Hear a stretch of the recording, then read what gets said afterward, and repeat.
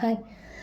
எப்போவுமே ஸ்கின் கேருக்கு பற்றி பேசி இதாச்சு. இப்போ வந்து கொஞ்சம் ஹேர் கேர் பற்றி நான் வந்து ஒரு நம்ம நார்மல் ஒரு 3 இன்க்ரீடியன்ட் வச்சுட்டு நமக்கு ஹேர் வந்து வீட்டிலேயே ஸ்பா மாதிரி அந்த மாதிரி நான் பண்ணலாம் அப்படின்னு.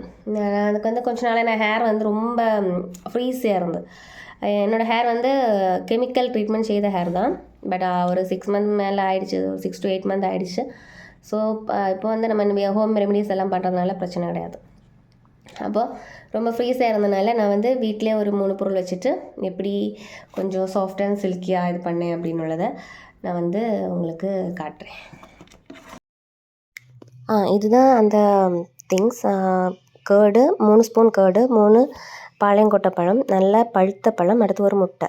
இது சின்ன பழம்னால தான் நான் 3ன்னு எடுத்திருக்கேன். இல்லாமல் உங்களுக்கு பெருசு கிடச்சினா ஒரெண்ணம் போடுதும். அதை 3 சேர்த்து ஜாரில் போட்டு நல்லா கிரைண்ட் பண்ணிவிட்டு அதை தலையில் தேய்ச்சா போதும். ஸோ இவ்வளோ தான் அந்த ப்ராடக்ட்டு.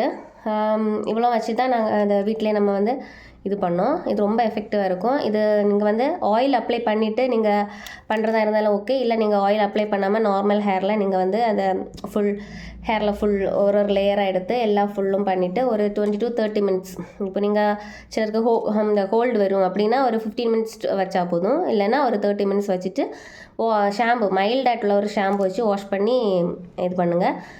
கண்டிஷ்னர் யூஸ் பண்ணணும் இல்லை, ஏன்னா நம்ம இந்த இன்க்ரீடியன்ட் இந்த முட்டை அப்புறம் தயிர் இந்த பழம் அதெல்லாம் மிக்ஸ் பண்ணும்போது நமக்கு ஹேருக்குள்ளே ஒரு சாஃப்ட்னஸும் ஒரு இது கிடச்சிரும். அதனால் கண்டிஷ்னர் யூஸ் பண்ணணும் இல்லை, இது மட்டும் யூஸ் பண்ணி ஷாம்பு மட்டும் யூஸ் பண்ணி வாஷ் பண்ணி இது பண்ணால் போதும். ஹேர் நல்லா சில்கியாக நல்லாயிருக்கும்.